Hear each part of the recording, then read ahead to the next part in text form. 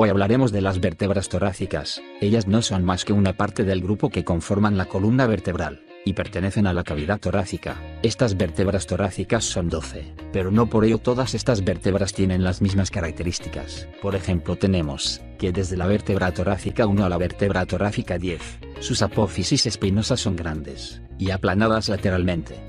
Dichas apófisis tienen dirección hacia abajo. Sin embargo, las apófisis espinosas de las vértebras torácica 11 y 12 son cortas y anchas, y por lo contrario su dirección es hacia atrás.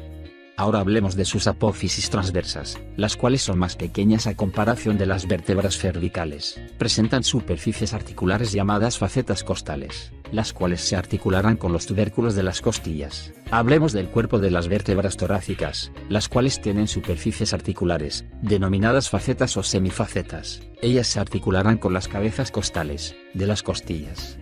Mediante esta vértebra torácica típica que presentamos, en una vista superior, podemos señalar en dónde están ubicadas las facetas superiores del cuerpo vertebral. Y ahora mediante una vista lateral de la vértebra torácica, podremos visualizar una semifaceta inferior. Hay que aclarar que, no todas las vértebras constan de las semifacetas y facetas. Por ejemplo, la primera vértebra torácica, en la parte superior presenta en sus laterales facetas, las cuales se articularán con el primer par de costillas. Y en la parte inferior presenta, a sus laterales semifacetas, que se articularán con las segundas costillas. Ahora bien, desde la segunda hasta la octava vértebra torácica, presentan en la parte superior y en los laterales semifacetas, y en la parte inferior del mismo modo presenta, semifacetas. Como podemos ver, la vértebra torácica 9, presenta la semifaceta superior, para poder así juntarse con la semifaceta inferior de la octava vértebra, y se pueda así articular el noveno par de costilla. Sin embargo, la vértebra torácica 10, 11 y 12 presentan en sus cuerpos vertebrales una faceta a cada lado, para articularse directamente con los pares de costillas 10, 11 y 12 respectivamente. Ahora bien, después de todo lo mencionado anteriormente, podemos decir que una faceta se forma a partir de una cabeza costal, articulado con el cuerpo de una vértebra. Pero una semifaceta se forma a partir de la unión de una cabeza costal, con dos cuerpos de vértebras adyacentes. Como ya habíamos mencionado antes, existen articulaciones entre las vértebras torácicas y las costillas, a las cuales se les denomina articulaciones costovertebrales. La característica de las vértebras torácicas, que las distinguen del resto de las vértebras, es que se articulan con las costillas. En una vista superior de la vértebra torácica, podremos señalar las demás partes de las vértebras. Como podemos ver, ubicamos una parte anterior y una parte posterior. En la parte posterior tenemos la apófisis espinosa, la que hemos resaltado de color celeste. Y en la parte anterior, ubicamos al cuerpo de la vértebra, la que la diferenciamos en la imagen con color amarillo. Ahora señalamos la faceta costal superior, tanto izquierda como derecha, la cual, como dijimos antes, se articularán con las cabezas de las costillas. A los lados laterales podemos encontrar las apófisis transversas, de igual modo, tanto derecha e izquierda. En los terminales de las apófisis transversas, encontramos facetas para la parte articular del tubérculo costal. Ahora bien, el cuerpo vertebral se une con las apófisis transversas, mediante el pedículo, el cual lo hemos resaltado de color verde. La parte que une a las apófisis transversas con la apófisis espinosa, se le denomina lámina. Pero así como se articulan las vértebras torácicas con las costillas, por medio de facetas costales, también existen estructuras que permiten la unión de vértebra con vértebra, las cuales son las facetas articulares superiores, o apófisis articulares como se las denominan en otras literaturas. Para finalizar, mencionamos el foramen vertebral, por donde pasará la médula espinal, y es aquí donde podemos señalar una de las tantas funciones de las vértebras, que sirven de protección para la médula espinal. Vamos a entrar en lo que es la columna dorsal AP. La columna dorsal AP obviamente tiene que evaluarse todo el tramo dorsal, es decir, desde T1 hasta T12. Para poder identificar todas las vértebras que componen este tramo, tenemos que buscar primero cuál es T1, ¿ya? Y eso lo vamos a saber por la primera costilla. Recuerden que la primera costilla tiene una especie de forma de C. Aquí no me quedó tan bonita dibujada, pero al identificar la primera costilla podemos determinar cuál es T1 y de esa forma contar hacia inferior las siguientes vértebras hasta llegar a la vértebra T12, que es esa. Yo recomiendo contar de superior a inferior, sin embargo igual pueden contar de inferior a superior, ya que la última vértebra torácica va a tener la última costilla, que es la número 12. Si identifican esa área, también pueden contar de abajo hacia arriba. ¿Por qué recomiendo contar desde arriba hacia abajo? Porque generalmente por un tema de densidad óptica y de superposición de estructuras cuesta un poco más identificar cuál es T12 y su última costilla. Si se dan cuenta, esta región de acá está un poco subexpuesta en comparación a esta región. Y eso es por los órganos que existen en esta región, ya que si pueden observar, este límite sería el límite del diafragma, mientras que hacia acá arriba están los pulmones. Por eso yo siempre he dicho que para tomar esta radiografía es recomendable tomarla en inspiración. De esta forma hacemos que los pulmones se expandan a cabalidad, a totalidad, y nos queda una mejor densidad óptica, pues la densidad pulmonar es diferente a la densidad que existe a nivel del abdomen, ¿ya? Por eso yo recomiendo hacerlo en inspiración. Otra cosa, entonces, vamos a hacer un zoom ahí para determinar mejor la anatomía. Acá pueden ver lo que son los cuerpos vertebrales. Tienen una forma bastante cuadradita, es fácil identificarlos, ¿ya? Y hacia los lados de los cuerpos vertebrales tienen las apófisis transversas, que se van a superponer con el nacimiento de la costilla que acompaña a esa vértebra.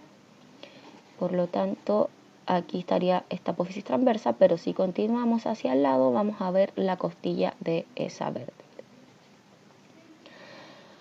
En ambos lados del cuerpo vertebral vamos a identificar de forma circular los pedículos. Ya sabemos que hay 2 pedículos por vértebra, un pedículo derecho y un pedículo izquierdo.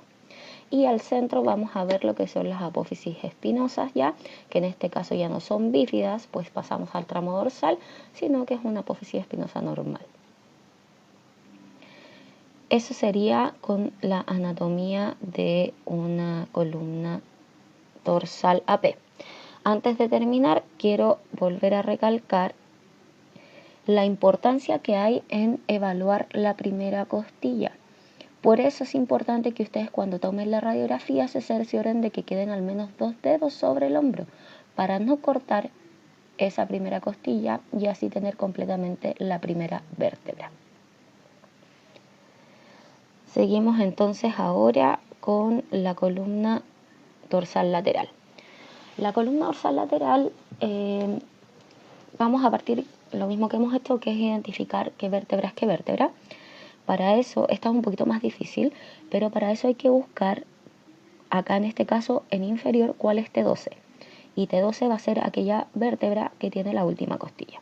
En este caso, esa que acabo de marcar es la última costilla. Al determinar eso, podemos decir que esa es T12 y ahí contar hacia arriba. Si se dan cuenta, las primeras vértebras dorsales T1, T2 no se visualizan tan bien. Esto es normal, ya está dentro de lo que es criterio de evaluación. No siempre se evalúa muy bien esa región debido a la superposición que existe con las cabezas humerales y los hombros en general. Esto ocurre de mayor forma en pacientes que son anchos de hombro. Cuando tengan pacientes que son delgaditos y todo, en general lo más probable es que puedan ver absolutamente todas las vértebras. Acá delimité el húmero, la cabeza humeral con su diáfisis, ya que sería esta la cabeza humeral y acá la diáfisis. Y generalmente se ven las dos, tanto el derecho como el izquierdo. En este caso solo pude identificar bien el lado que está más cercano al receptor de imagen. ¿Cómo yo sé cuál es cuál? Recuerden que lo que está más cerca del receptor de imagen tiene mayor definición, mientras que lo que está más lejos del receptor de imagen se tiende a magnificar. ¿Ya? Esa es un tips para evaluar cuál es cuál. Vamos a continuar haciendo un zoom entonces y aquí tenemos cuerpos vertebrales más pedículos. Esta proyección sirve para evaluar agujeros de conjunción, o foraminales, ya, que se van a formar entre los pedículos de las vértebras, que serían estos que estoy marcando acá. Esta es la gran diferencia con una columna cervical, porque en la columna cervical, por ejemplo, la cervical lateral no servía para evaluar articulaciones facetarias, mientras que la cervical oblicua era la que nos servía para ver agujeros de conjunción. Aquí en dorsal se invierten los papeles, es decir, la dorsal lateral me va a ayudar a evaluar los agujeros de conjunción, mientras que la dorsal oblicua me va a demostrar las articulaciones facetarias. Así que ojo con esas cosas para que no se vayan a equivocar. Hacia posterior ahí tendríamos las apófisis espinosas, que tampoco se visualizan tanto debido a la superposición que existe con las costillas. Y aquí viene un tema importante. Para la dorsal lateral también corre esto de la inclinación y rotación con respecto a la superposición de bordes. Es exactamente lo mismo. Es decir, este es mi borde posterior vertebral, este es mi borde anterior vertebral, y si yo veo un doble borde en el sentido antero-posterior, ya que esto es anterior y esto es posterior, quiere decir que está rotado. Mientras que si yo veo un doble borde en sentido superinferior, quiere decir que está inclinado. Lo importante aquí es evaluar que la vértebra esté lateral. Es lo mismo que les decía antes. Aquí un criterio de evaluación dice que las costillas también tienen que estar superpuestas y no siempre se va a cumplir. Lo que tenemos que verificar acá es que la vértebra esté totalmente lateral. Si la superposición de costillas no se hace al 100%, no importa, mientras que la vértebra esté lateral. Aquí yo marqué, por ejemplo, algunas costillas que se superponen y por eso yo les decía también que a veces las apófisis espinosas no se pueden evaluar bien debido a la superposición de estructuras que existen en el tramo. Recuerden también lo que yo les comenté de evaluar en la radiografía AP si existe alguna desviación hacia lateral de la columna vertebral, para que recuerden qué lado se debe apoyar al receptor de imagen y de esa forma obtener una radiografía lateral que tenga perfectamente abiertos los espacios intervertebrales, que serían los que están entre medio aquí, aquí, ahí, etc. Y para finalizar, esta es una dorsal oblicua, esta es una oblicua posterior derecha. Yo sé que es posterior derecha porque esto es anterior y esto es posterior y el paciente en teoría está mirando hacia anterior. Es lo mismo que en cervical, ¿ya? Esta proyección no ahondé más en anatomía porque no es tan relevante, ya no se utiliza mucho, ¿ya? Lo importante nomás es que la reconozcan y que sepan que ahí donde yo marqué esa línea están las articulaciones facetarias. Y eso es lo que se tiene que identificar en esta radiografía. Por acá podemos ver pedículos y apófisis transversas también que están superpuestas, ¿ya? Pero lo importante es que aquí están todas las articulaciones facetarias de las vértebras dorsales.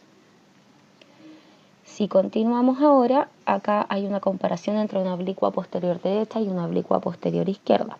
Para efectos de la clase, yo utilicé la misma radiografía, la di vuelta nomás, para que puedan entender esto.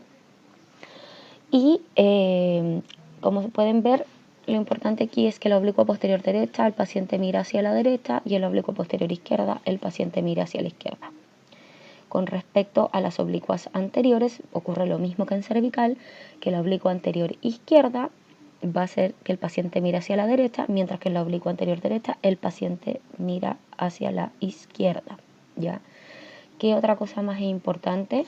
Que en una oblicua posterior derecha vemos articulaciones facetarias izquierdas. En una oblicua posterior izquierda vemos articulaciones facetarias derechas. Mientras que en la oblicua anterior izquierda vemos articulaciones facetarias izquierdas y en la oblicua anterior derecha vemos articulaciones facetarias derechas, ¿ya?